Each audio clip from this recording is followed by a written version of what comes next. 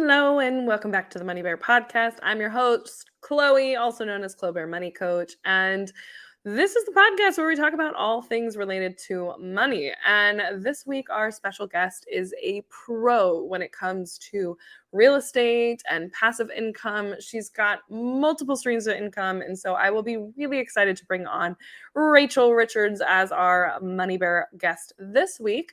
But before we do, let's talk about my life updates and then I will get to the money tip of the week. So, life updates. I recently discovered this week that or not discovered, but I've realized that I have been sick since like June. And in June, it kind of started in mid-June where I was coughing a lot and eventually got to the point where I was like, oh, I'm sick. But I took a COVID test. It wasn't COVID and I was just sick. And so I kind of took a break and drank a bunch of fluids and stayed in bed all day and did all of that stuff for like a week when I was in Scottsdale. And then things got better for like a week. And then boom, I got COVID. COVID kicked my ass. I was down and out, and was down for at least, I want to say, 10 days. And then after 10 days, I then was doing a lot better symptom wise. But for some reason, and the reason is I have long COVID, I'm having good weeks and I'm having bad weeks. So this week, or really the last 2 weeks, haven't been doing very well at all. I don't have COVID, but I have long COVID. So I'm symptomatic, but I am not contagious and I'm not testing positive for COVID, but I'm still like experiencing all the nastiness of the illness. I almost said disease. I don't think is COVID a disease? I don't even know. But anyway, so things have been rough. When I am down and out and not able to do stuff like exercise or go out and explore or meet up with people, it just makes me kind of depressed. I am probably one of the worst people when it comes to like self-care and slowing down. I hate slowing down. So this week when I was driving up to Portland, it was like a 12-hour drive. I was so frustrated and so tired and having this like pity party of being like, I'm so tired of not functioning at full capacity. Like this is holding me back in every way. And I just realized, Chloe, it's because you're not treating yourself like you're sick. You need to slow down. You need to get some rest. You should not be doing CrossFit while you're feeling this way. You need to be like taking care of yourself. So this week I kind of decided, all right, I'm gonna start taking care of myself until this goes away. I mean, I'm gonna try to take care of myself when it goes away too, but at least doing things in a way I actually want rather than being forced to like sleep in. And I mean, I like the sleeping in part, but it does make me a little anxious because as a business owner, obviously everything depends on me. It depends on my performance and how I do, and whether or not I'm making money, it depends on me and only me. So it is a little bit stressful to, not get up early and start working on creating content or start working on, XYZ part of my funnel or things along those lines. That's what I got going on right now. And kind of what's been happening in my life lately. So I am definitely trying to focus on me and doing better and feeling better and all that good stuff. So yeah, that's my real big exciting life update. Yeah, I guess there's not a whole lot else going on in my life other than being sick. I have arrived in Portland. I do really like Portland. I'm staying in the Pearl District. It's really nice to be up here because I get to hang out with my sister, and I've been chilling at her place last couple of days because the Wi-Fi at my Airbnb has not been working. So I'm chilling here, holding it down out in Hillsboro. Logan loves it because there's a bunch of dogs here, and she gets to hang out with Voodoo, her love, which is my sister's hairless cat. But that's pretty much what we got going on right now. Now, my money tip of the week is about index funds. So, one of the most common questions that I get from folks is, okay, you tell me about investing and how important it is, but what the heck do I actually invest in? Now, I can't tell you, hey, go buy this. Hey, this is what you need to like purchase. This is the ticker symbol and everything. But what I can tell you is that my favorite type of investment is index funds. Index funds, the way I like to describe index funds is using chocolate as an analogy. Essentially, imagine you are trying to find the perfect chocolate bar to fit your craving. You're not sure what you're really craving, but you know there's a certain thing you're really wanting. And you go around and you look at all the different like chocolate bars that are available out there. And you start just kind of like figuring out, oh, I don't really know what to buy, but I'm going to pick something. That is like picking an individual stock. You're going through, you're looking around, you're going through all these different options, but you're not really sure which one is the right one for you. So you just kind of take a guess and you purchase this individual stock or this individual chocolate bar. Buying an index fund is like buying an entire bag of chocolates that has thousands of different chocolates inside of it. That's kinda how I view them. It's the other way to see it is like picking a needle in a haystack versus buying the entire haystack. So, like, when you're trying to find an individual stock, you're looking for the needle in the haystack, but when you're buying an index fund, you're purchasing the entire haystack, and obviously, it's gonna have some needles inside of there.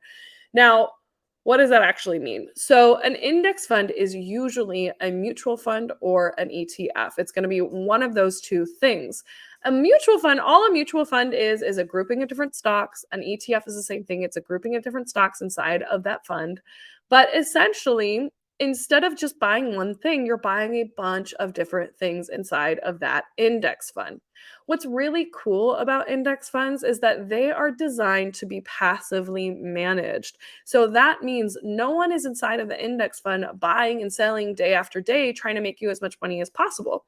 Instead, it is designed to perform according to an index. Now, you may be wondering what the heck is an index? I don't understand.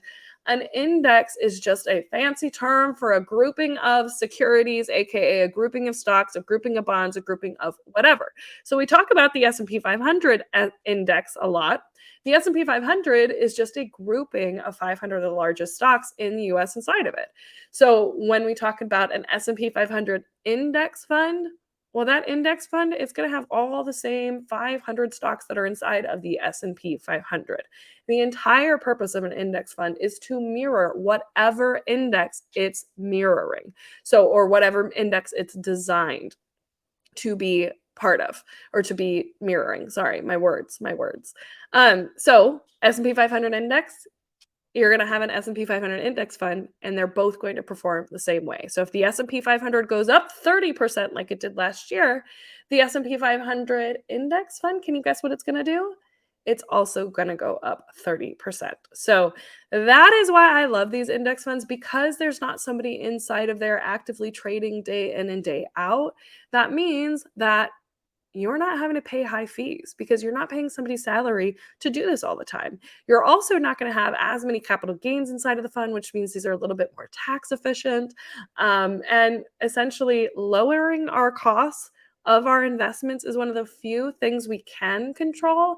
And studies have shown time and time again that you are much better off lowering the things you can control, like the cost of investing, and index funds are one of the best ways to do that. So I'm actually having a free class at the end of this month on investing in index funds.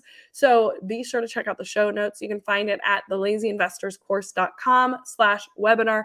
Again, that is a free class. So if you're like, ooh, these sound interesting, this seems like something I can do, this is the key to lazy investing. So if you're interested in that, check out the show notes, go register. I will see you there. It'll be a lot of fun. But we're about to get to our guest of this week, Money Honey Rachel, also known as Rachel Richardson. Wait, Rachel Richards. I don't know why I added Richardson. She's going to listen to this and be like, Chloe doesn't even know my name. It has a nice ring to it. But anyway, Rachel is an incredible human being and one of my friends. She is one of the most humble human beings I know as well. She's making $20K in passive income a month, and she's barely 30 years old. She's freaking killing it. So we're bringing her on today to talk about those passive income streams, as well as investing in real estate and how she was able to go from not knowing much about real estate to having 38 doors in her portfolio by the time she was 26 years old. So she's an incredible human being. She retired at 27. I don't like, need I say more? So before we get to that, be sure that if you are enjoying this podcast, be sure to hit subscribe. Be sure to leave us a little review. I left myself a review, guys. It's not very hard. It takes about 2 minutes, but it helps us out a lot and it tells us that you like what we're doing. So be sure to hit that and do that for us. It helps us out a lot. So thank you very much in advance. I appreciate you all, and let's get to it.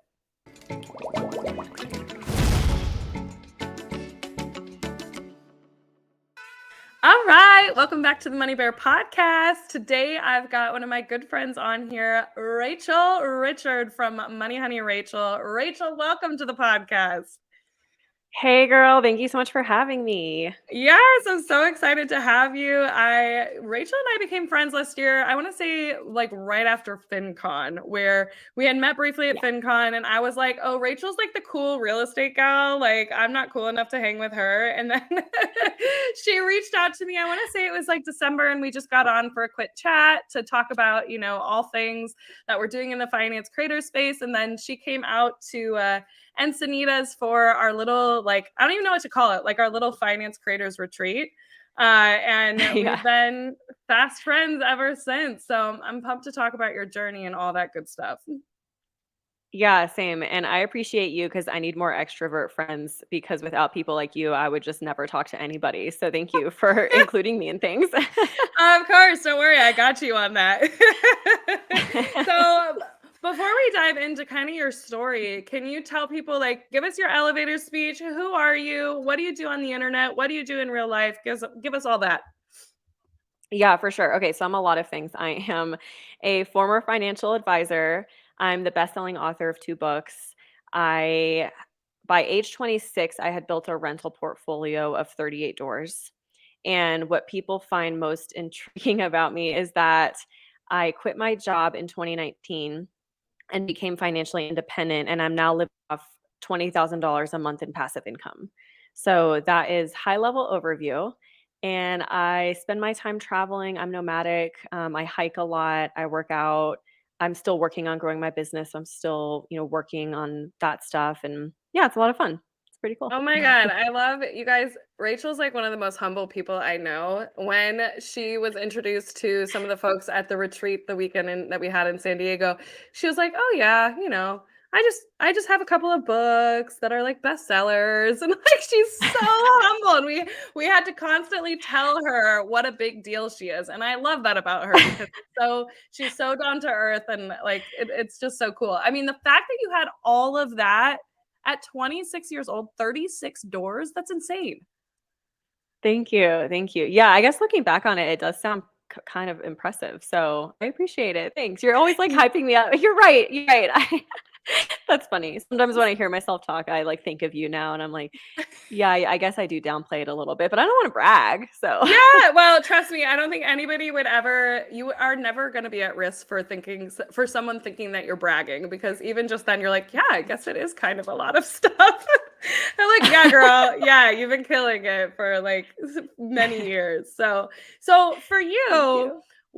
so you've had all of this or success, not sex in the finance space. I mean, maybe sex in the finance space, who knows? Amazing. What was money like for you growing up? Okay, so money was super difficult growing up. I grew up in this really wealthy bubble in Kentucky, and it was this really wealthy area. And my parents struggled with money. We were in a paycheck to paycheck household. We were living in poverty though. It's not like it was that kind of situation where we didn't have a roof over our heads or food to eat. But by comparison, when I saw the kids in my high school who were getting brand new BMWs when they turned 16 or lived in mansions, I felt like poor in comparison in middle school and in high school. And that's not how you want to feel at that age, right? Mhm. We weren't going out on vacations or even going out to eat at restaurants. So I just felt different. And I also remember thinking at a pretty young age that I didn't want to grow up and struggle with money. I didn't want to have to operate on a strict budget or borrow money from my family and friends to make it to my next paycheck. I wanted to be different. And I realized that what I did then would either set me up for wealth or for poverty. So Mhm. that realization kind of lit a fire underneath me. I started learning everything I possibly could about finance. I was such a little finance nerd. I still am proud of it. But like in middle school, I read this book. I think it was The Mom's Guide for Teens have more money than your parents ever dreamed of. And I was like, that sounds cool. And I remember reading it at summer camp, and I was sitting by the pool reading this book instead of going down the water slide with all of my friends. So I was that kid, the Oh little my finance gosh. nerd. At summer Yeah, camp? it was super cool. Yeah, like in 6th grade. That's adorable. I If love that that. tells you anything. Yeah. So that's how I was. I read Rich Dad Poor Dad in high school, and that turned me on to real estate investing. And from a pretty young age, I just had this drive to become financially independent. And I think it was because of the fears that I had around money and not having enough. They say fear can be paralyzing or motivating. For me, it was very motivating, and I wanted a path out. I wanted to always have enough money to take care of myself and my loved ones. So Mhm. that's how it was for me. It motivated me to go on and quit my job and build this real estate portfolio. So, what was the going a little off script here? Because I'm trying to like paint the picture of what the journey was like to go from you kind of getting this motivation to be good with money to actually having a real estate empire and, multiple streams of income. Kind of, can you walk us through kind of what your first steps were? So, obviously, first you started working in the financial advisor space, but when did real estate kind of come into play? Like, what was the process like for you? I always wanted to invest in real estate, but I held myself back for a long time because I thought you had a lot of money, right? When I Hmm. think about buying a house, my assumption is you have to have a ton of money. That's something that wealthy people do. And at the time, I was making $36,000. So Hmm. that was my first job out of college as a financial advisor. After that, I was making $32,000, and then after that, I was making $42,000, and I was being very frugal, so I was actually saving a lot of money, but still, I was like, "Well, there's no way I can buy a house yet," so I just held myself back for a while. Now, if I knew then what I know now, I could have actually gotten started even sooner. Hmm. There's a lot of strategies where you don't need a lot of money or even any money at all to start investing in real estate, and I'm happy to talk about them. But I finally got to this point because I was working for this toxic woman who bullied me, this manager. She was really awful. She was very condescending. She made people cry. She was just awful. And I just got to this point when I was, I don't know, 22 or 23, and I was working for her. And I remember thinking, I've had enough. Like, what I'm doing here at this job where I feel underpaid and I'm letting this woman bully me and belittle me every day. And she's making me cry. What am I doing here? Hmm. And it was that day that I decided I'm never going to feel trapped in a job again because of money. I'm never going to let an employer treat me this way again because of money. And Hmm. I'd been learning about real estate investing, and I realized I was sick of hearing myself talk about it. I was Hmm. so sick of hearing myself talk about wanting to buy a property and not doing it. And finally that day I was like, enough is enough. I'm going to do it. I'm going to buy my first rental property now, like starting now. And within the next, I want to say 6 or 8 months, me and my husband closed on our first rental property, our first duplex in Louisville, Kentucky. So that's how it kind of got started. That's amazing. And so was your very first rental property, did you use like an FHA loan? Did you use the conventional mortgage? What were you doing to, because like you said, you weren't making a lot of money at the time. So where was the money coming from? Okay, great question. So we were able to save up money for all of our rentals, a few different ways. We had a few things going for us. So first of all, me and my husband both graduated without student loan debt. I sold Cutco knives. I don't know if I told that ever. I sold Cutco Yes, cutlery. Have you heard of? I Okay. remember you telling us that when we went to the zoo, and I was like, "Oh my God, that's adorable." You were like such a hustler from Yeah. the very beginning. Yeah, that's what I did because my parents couldn't afford to help me pay for college, so I paid my way through selling knives. My husband is a military veteran, so he used his benefits to pay for his college, so that was a huge advantage, and because we didn't have huge student loan payments, we could save a lot of our salaries. Mm. Even when I was making 36 grand, I was saving half of my income. I was living off something like $1,500 a month in Louisville, Kentucky. I know people in California are like, "Well, I can't even rent parking space for that amount of money." So I get that. Um, and that's another advantage is that I lived in a cheaper place. I lived in a Mhm. really affordable place. I could save more money than other people could. So that's another advantage. And I was able to, within a few years, save $10,000. after graduating from college, just by being frugal and being diligent. So my husband and I each had 10 grand saved. We pooled that together to get to a $20,000 down payment. And that was the 20% down payment we needed for the first property because it was $100,000. Mhm. And again, this was in 2017. I don't know if I mentioned that yet. Properties were cheaper. This was Louisville, Kentucky. This is a cheaper housing market. Properties are more affordable, which brings me to my next point. If you live in an expensive market like Denver, I'm in Denver right now, Austin, Texas, Oregon, Washington, California, anywhere like that, Mhm.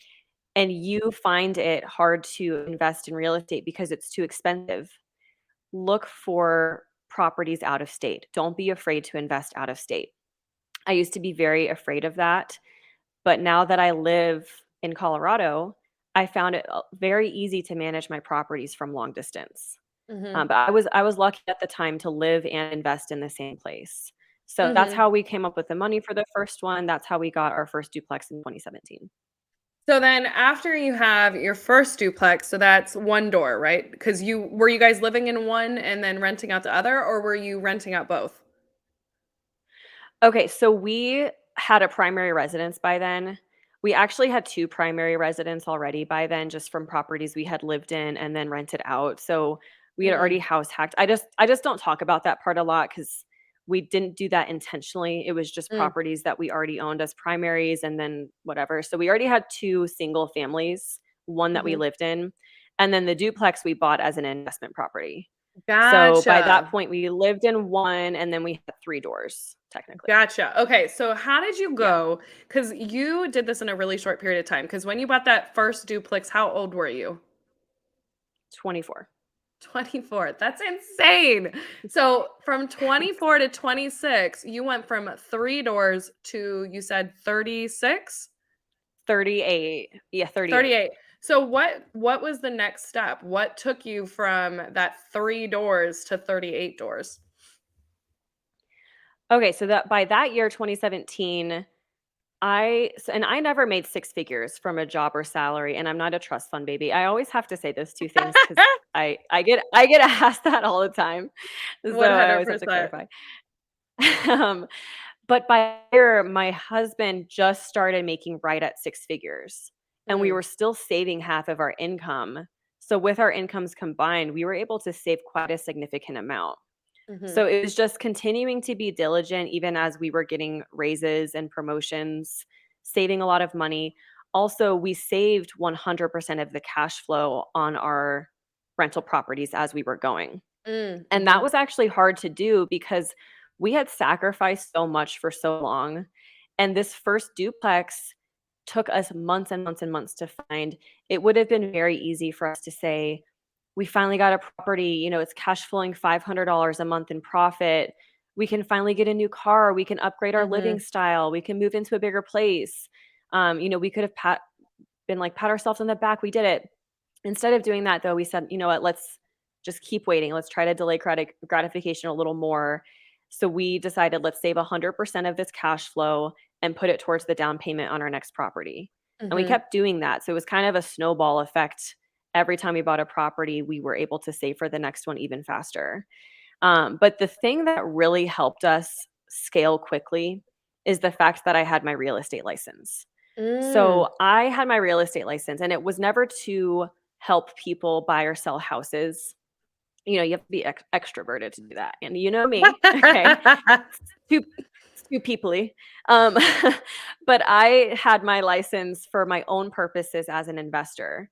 So I would represent myself as the buyer's agent, meaning when the deal closed, I would get paid a commission as one of the realtors on the deal. Mhm. Sometimes it would be a few $1,000s, sometimes it would be like 10 or $12,000. So it could be a huge chunk of money that would help us save for the next down payment. And that is really the key that helped us scale quickly. That's amazing. I didn't even realize that you had your license, and so I assume you still have your license Mhm. or okay. So then did you Yeah. continue buying duplexes or did you start, like, buying larger units, bigger buildings? After that duplex, we went up pretty large. We bought a 12 unit and then an 11 unit and then a big duplex that we converted to a 12 unit. Oh my gosh, that's so cool. I just love hearing Yeah. about your to me, so you know me, like I'm a lazy investor. I am invested 100% in the stock market. The idea of real estate to me scares me. It sounds like a lot of work. It sounds like a lot of like things that I don't know enough about yet. And so to hear all of the properties that you are managing and that you have under your belt, it just blows my mind. And then the fact that you've done it from such an early age, I think it's so cool. So for all of those units, were you managing all of them or did you have property managers pretty early in the process? I'm really glad you asked me this question because this is one of the biggest mistakes I ever made. And I think sometimes when I talk about my story, it's easy to sort of over glamorize it or be like, wow, 0 to 38 doors in 3 years. Like, wow, sounds simple. And it wasn't. There Yeah. were a lot of days I cried. There was a lot of mistakes I made. I lost money. It was not easy. Mhm. And so I like to tell this story because it's just one example of one of the many times I failed in the course of this journey. So we self-managed our properties until we got to 26 units, 26 doors. Yeah, and That's we a were working full lot. time.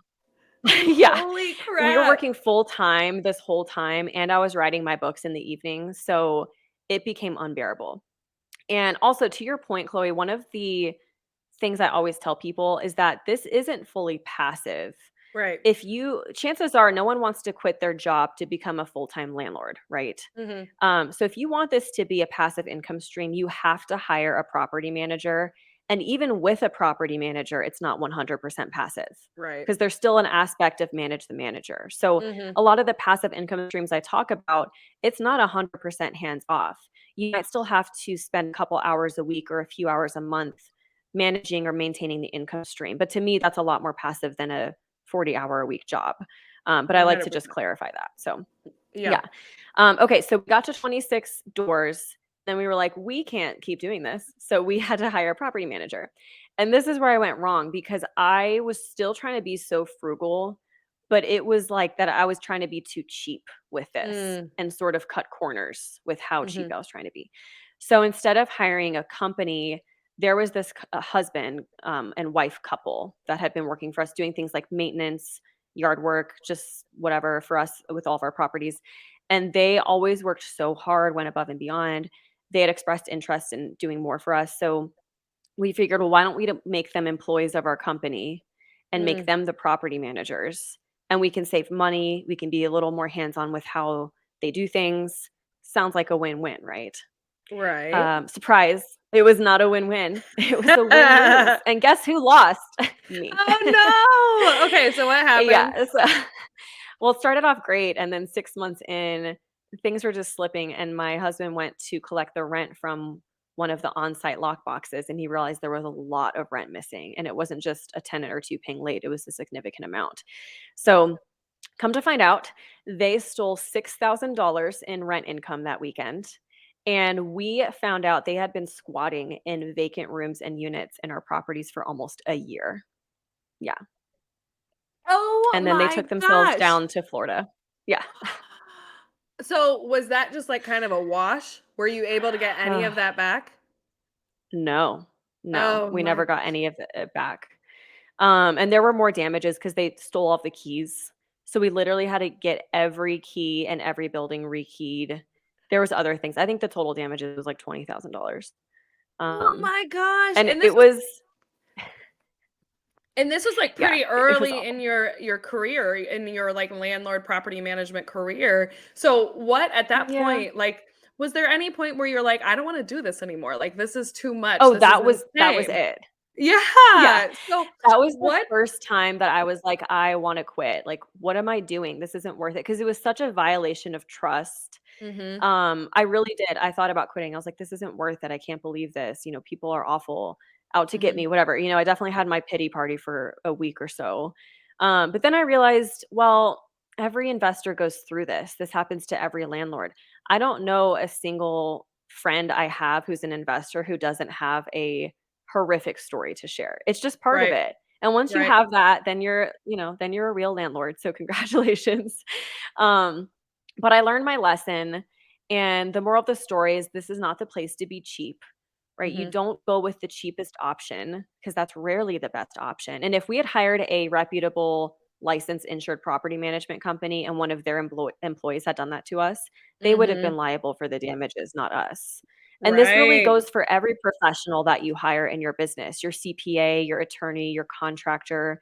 The cheapest option is rarely the best option.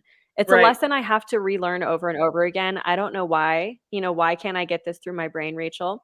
Super fun. But yeah, that was one of our biggest mistakes. We've made many of them, but and I'll share one last thing on this is that there's an acronym someone told me about a long time ago, and the acronym is FAIL.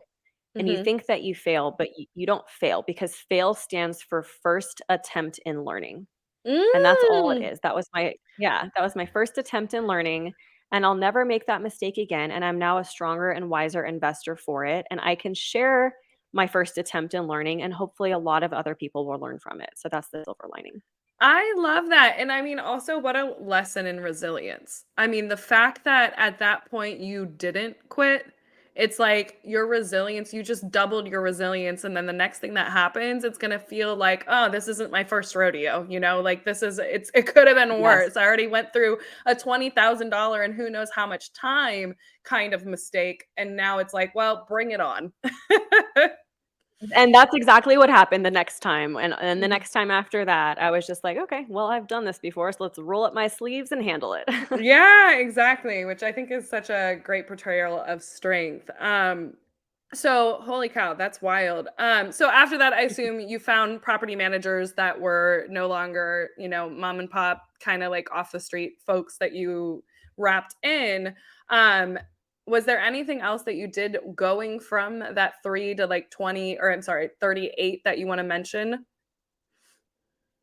I think just the only other thing is a mindset shift. Mm, I had to be okay with outsourcing and delegating and look at things a little bit differently. Actually, after that, we went back to self managing for a lot of reasons, but we just learned how to be better at it. We learned how to be more efficient and automate things and delegate things. And we could have hired a property manager, but we had to have a mindset shift because we were spending our time doing too much that we should have hired other people for, like mm, handymen and contractors. And when mhm, you're self-managing that many units and working full time and I was also writing books, like you can't do all of that. mhm, So the question I had to ask myself, and this is perfect for any entrepreneur, not just a landlord, is this a revenue generating activity? mhm, And if it's not, stop spending your time on it. If mhm. time is scarce, stop spending your time on it. If a tenant is gonna call me and they need their toilet fixed, I need to not go down there and fix the toilet myself because that's not generating revenue, right? I need to Right. send somebody down to do that. If a tenant Mm, is locked out, okay, good. I need to call the lock, okay, and pay those people to do it because I need to spend my time on revenue generating activities like looking for my next rental or mhm, filling vacancies, things that are making money in my business and helping me grow my business. And mhm. once I started asking myself that key question, that is when my business began to run more efficiently. I started making more money and I became a lot happier as a person. I love that, and it's so relevant to what we do as entrepreneurs as well. Because for those of you listening who are new to Miss Money Honey Rachel, she's not just a property owner, a landlord, and a best-selling author. She's also an entrepreneur who has multiple different ways to work with her, including I know you've got a mastermind and a few courses and things like that. So as you were talking about that, I couldn't help but think about like our own businesses as well. And thinking like I feel like that's a transformation a lot of us small business owners have to go through as well, of going from like I can't be the person to do this all, but it's so hard sometimes to let go of those reins because it's like, well, I know exactly how I like to do it. I know I'm going to do this well. I know the quality of work that I put out, but I'm afraid of what like quality of work somebody else is going to put out. So I definitely relate to that and feel like I have my own growth journey in that way as well. Yeah, for sure. As a control freak, I definitely need to take my own advice. So I'll be writing that down as well. Oh my gosh, too funny. Well, because again, it's like you may have mastered that in the real estate space, but now you have to like also Yeah. learn how to master that in the, content creation space, the Money Honey Rachel like Mhm. businesses space as well. So I get that. And I think when we were together that weekend, I think we noticed a lot of us had the same issues of like, oh wow, we're doing too much. I feel like Deli Ann's Yeah. much better at like delegating things than all of us Yeah, were. totally. She's really good at that. Yeah, 100%. Okay.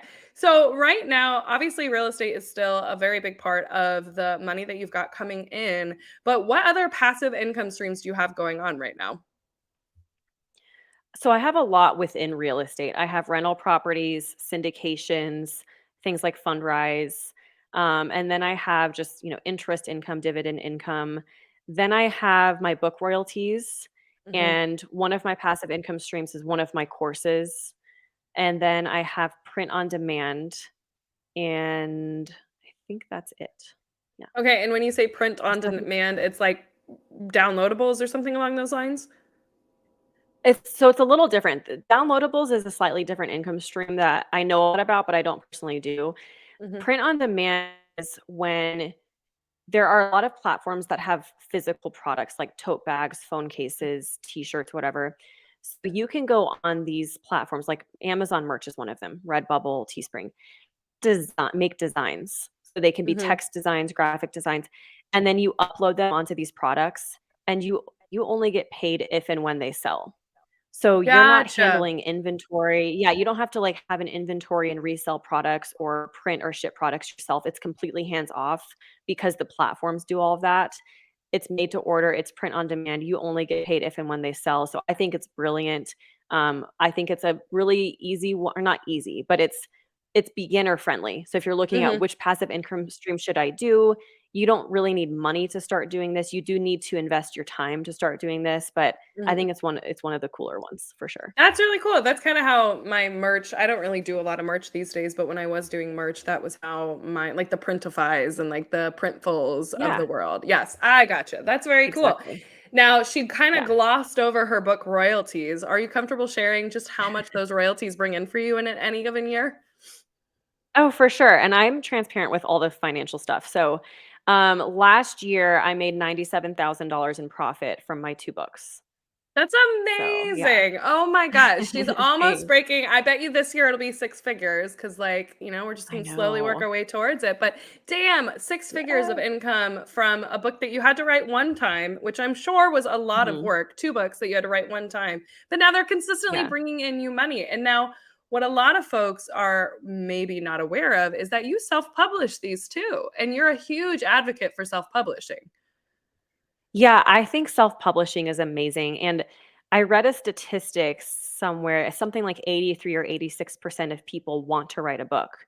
It's like Hmm. this big American dream that a lot of us want and don't know how to achieve, and I certainly had always wanted to write a book, and I just didn't know how to go about it, and I read this book called Published by Chandler Bolt, and I always share that because it was very inspiring for me, and it helps me a lot, so I do recommend that book. Um he basically outlines how to self-publish a book and tells you the writing process, the marketing process, the launch process. So for me, it just was the step that I needed to turn this from a dream into reality. Hmm. And I started writing Money Honey in 2017. And I didn't know anything about self-publishing then. I always thought I was always enamored with the idea of a traditional book deal because Hmm. I didn't wanna do the marketing and the promoting of a book, right? That sounded awful. I just didn't wanna do that. So I thought if I get a book deal, they're gonna do all that and I don't have to do anything. But the Hmm. more I researched and the more authors I asked about this, the more I realized that's not true at all. When you get a Hmm. traditional book deal, they still expect you, the author, to do 99% of the marketing and promoting of your own book. And Yep. you're not gonna make nearly as much money. So with a Hmm. traditional book deal, you're gonna make a 10 to 15% royalty.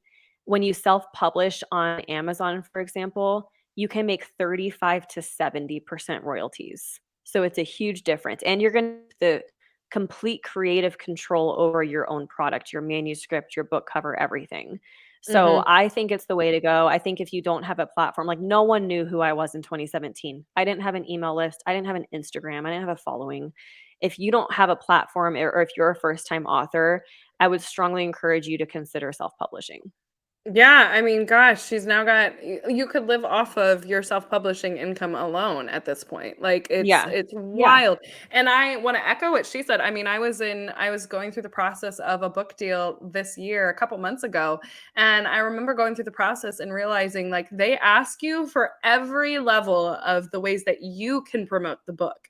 And they'll like encourage you to, like, oh yeah, you need to include it in your email list. You need to include it in your course. You need to include it in all of these things. And I asked them, I go, so what do you guys do to promote my book? Like what would I get out of this? And they don't help with PR. They don't help with the only thing that they actually did was they would put paid dollars towards like the Amazon sponsored posts. And I was like, that's it? Out of everything, like I'm going to be putting in pretty much all of the work here and getting less than less than what I would have made as a self-publishing author. So that conversation that we had at the weekend getaway definitely helped paint a new perspective for me on self-publishing as well. And I think you inspired a whole group of finance creators to also consider a self-publishing too.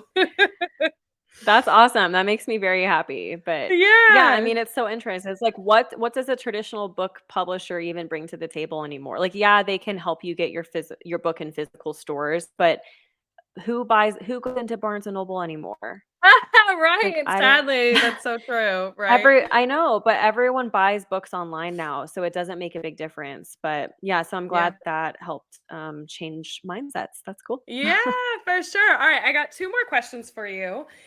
So the first one, what if so we're gonna do this in two parts because I feel like you're a genius both in the passive income streams, but you're also a genius in the real estate. So I'd like to ask you a little bit about both. So for the passive income side of things, who somebody's looking into doing, print on demand or courses or writing a book or things along those lines, what would be like your top three tips for somebody who is interested in going that route? Okay, this is a great question. Number 1 is to set your expectations accordingly. I think passive income is a word that is misused and misunderstood now. Mhm. So, passive get rich quick scheme. It takes time or money to create, okay? Mhm. The way I look at passive income is that there's 2 stages. In stage 1, it's it's active. It's not even passive at all. So you're gonna have to invest time, money, energy, effort to create this passive income stream. So for example, when I was self-publishing Money Honey, it took me 9 months to write it, and I was working full time. There was a lot of effort. I had to come up with a marketing plan. I was working on writing this book. That's stage 1. Then there's stage 2. So once you have this income launched or marketed, or once you have it going, that's when it becomes a lot more hands off. So when we Mhm. talk about passive income in general, we're talking about stage 2. So Mhm. that's the kind of the first thing is just set your expectations that this is a process, it takes some time, and you're not gonna just immediately have a passive income stream. Right. Okay, so another tip is going back to the initial investment. You have to have either time or money to invest into creating a passive income stream. Now, if you're anything like I was a few, you would say, I don't have time and I don't have money. I'm broke, right? So then you have to ask yourself, well, which one's going to be easier to create more of? Is it going to be easier for you to free up some time right now or generate more money? Because there's no way around it. So Mhm. ask yourself that. Once you know the answer, you can narrow down which kind of passive income streams to pursue. There's Mhm. royalty-based income streams like self-publishing, online courses, print on demand. Those don't require a lot of money, but they do require a lot of time. Mhm. There's portfolio income where you invest a ton of money into the stock market, and that doesn't you don't need any time for that. You just need a ton of money. A lot of So you money. can do that. Yeah, like I didn't have $1 million in cold hard cash lying around, so I was like, that's not gonna work for me. So I eliminated that one. But once you know those limitations, then that will inform which passive income stream to pursue. And I have 28 passive income streams that I talk about in my other book. So trust me, there is something out there for everyone. Yeah. So all 28? you need is So, one. whoa, Yes. wait, 28. So are you counting all of the separate, like, properties in that? Or, like, what? 28? Oh no, when I say I have 28, I don't have 28. I talk about 28 in my set book. Like there's 28 different passive income Gotcha. streams that I know of. I was like, Yeah. rewind, excuse me, what? No, that'd be cool. I think I have like 9 passive income streams maybe or something like that.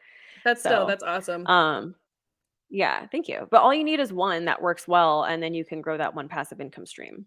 Right. So that would be my second tip. And my third one is, you know, take action, be an action taker. I think a lot of us, myself included, get caught up in the knowledge piece of it. And it's important to be informed and learn. But at some point, you have to go from reading books and looking up stuff on websites or whatever, and then actually implement that. There's Mhm. that quote, "Knowledge is power." I disagree with that quote as great as it is. I think knowledge is potential and action is power. Ooh, I So, make love an that. action plan for yourself. Thank you. Set a deadline for yourself. Say, "I'm gonna commit to learning as much as I can in this next month." But Mhm. come 30 days from now, this date, I am going to start taking action. Whether Mhm. it's send one email or do one thing. It's time to take action. That is the I most love powerful that. thing you can do. Truly, it is, and I feel like that, I think that really separates people from the pack when they are action takers. Like, I've always said that my superpower is getting stuff done, and, like, the reason is that I have gotten to this place in my life where I don't focus on something being perfect anymore. I focus on it being finished. And it's like because of that, I feel like I'm able to get so much more work done. And I think so many people spend so much time in the education phase where they're like, "Oh no, I need to educate myself on every little thing that I possibly could and spend all of this time on all these things that don't actually matter as much as taking action." Cuz personally, I think most of us learn by doing a little bit better than we learn by just reading about something.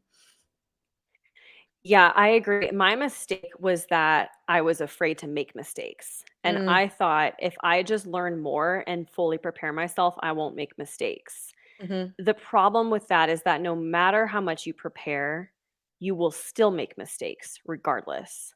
Yep. Because there's always going to be you don't know what you don't know. Mhm. And once I could just accept the reality that I would make mistakes, it helped me get over that hump and just take the first step. I love that. Oh my gosh, so many good little nuggets. Okay. And then the final question before the final question. So what 3 tips would you have for somebody who's interested in replicating what you have done in real estate? Okay, great. I love talking about real estate investing. So the first one is you don't need as much money as you think. There are ways to get started investing in real estate with little or no money. So, a lot of people who are like, get started, I don't have money, I want to invest in real estate, but I only have $1,000. What do I do? You can absolutely get started. So, I'll just list a few strategies that you can look up because I don't think we have a ton of time to get into it. But look up house hacking, look up the Burr strategy, look up wholesaling, look up seller financing, look up finding a silent partner. That's 5 strategies that you can look up that will allow you to invest in real estate without needing a 20% down payment.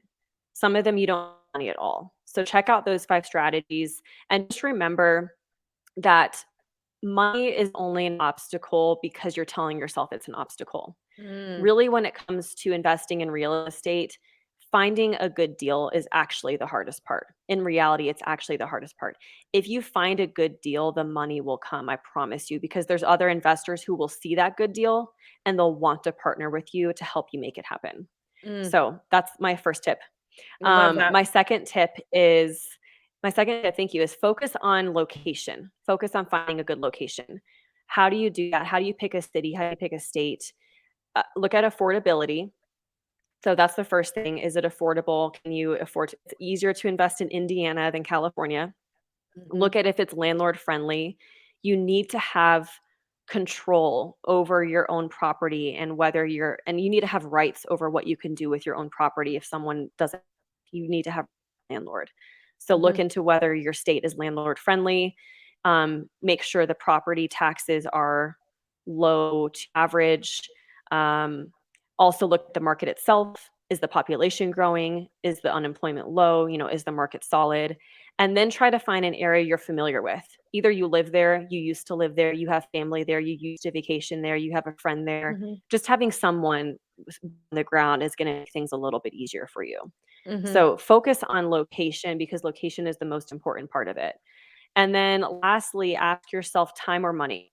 Do you value your time or do you value your money more? Do you want to make more money or do you want to spend more time on this? Because that will inform your strategy. For example, you can go do Airbnb, you can be a short term rental property owner. You're going to make more money, it's going to be more lucrative, but it's going to be more hands on because you're Mhm. going to have more turnover. You're going to need to be more available for your tenants, have schedule more cleanings, all that stuff. Or you can be a long-term tenant landlord and just have the same living there for a whole year. You barely hear from them, but you're not going to make quite as much money. So you Mhm. have to know your priority, time or money. And if you know that from the very beginning, you'll have a much easier time growing your empire because you're going to be able to grow it in a way that aligns with your values. So Mm. figure that out from the very beginning. I love that. And there's so many different ways to invest in real estate too, which I think that like kind of lends into. It's like you got to know what your priority is so you can do the type of real estate investing that you want to be doing. Yes, exactly. So I hope that was helpful. Awesome. I don't know if I went into too much Oh, detail or not enough, but no, super, super, super helpful. Now, before I get to the okay, good. last question, which is the fun question that I ask everybody, where can everybody find you? Promote yourself. Tell us how they could work with you. We'll leave links to everything down in the show notes. Okay, thank you. So I'm on Instagram, Money Honey Rachel. And both of my books, Money Honey and Passive Income Aggressive Retirement, are on Amazon in ebook, paperback, and audio. And what I'd love to do for your listeners is if anyone wants to download my passive income starter kit, I will give that for free. So you can go to www.moneyhoneyrachel.com/passive income to download that. Awesome. Well, thank you so much. We'll put links to that down in the show notes. So, all right, this is my fun question. What is your very first money memory? Ooh, oh, I love this question. Okay, my first money memory is with my dad and my older sister, and he would sometimes play this game with us where he would take all the spare change out of his pocket, and then he'd be like, "Whoever can count this the fastest gets to keep it."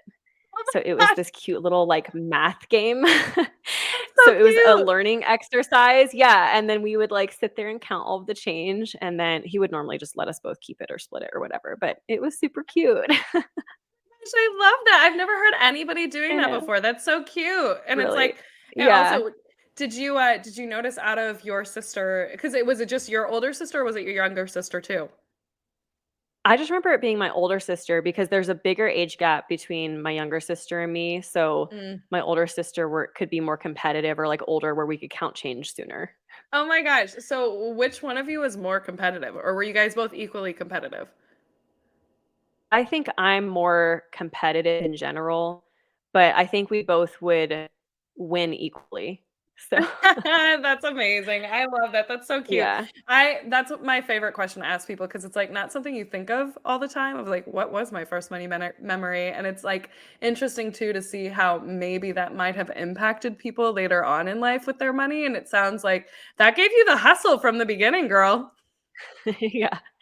Wait, I wanna know yours. Has anyone ever asked you yours? Yeah, so I shared mine on the first episode. My first money memory is my parents started giving us like an allowance really, really young. And it was, when we were really young, it was like $1 a week or something like super small. And when we got our dollar, we were able to either spend it or save it. Like pretty much we could do whatever we want. And I would always follow my mom to Kmart and like have my dollar. And I'd always buy, do you remember those little like wax makeup kits where they're Yeah. just like fake makeup and like they were usually in like these little like packets that were on the end of the aisles, just like hanging. I would always buy something like that and it would be like lost and forgotten within a day.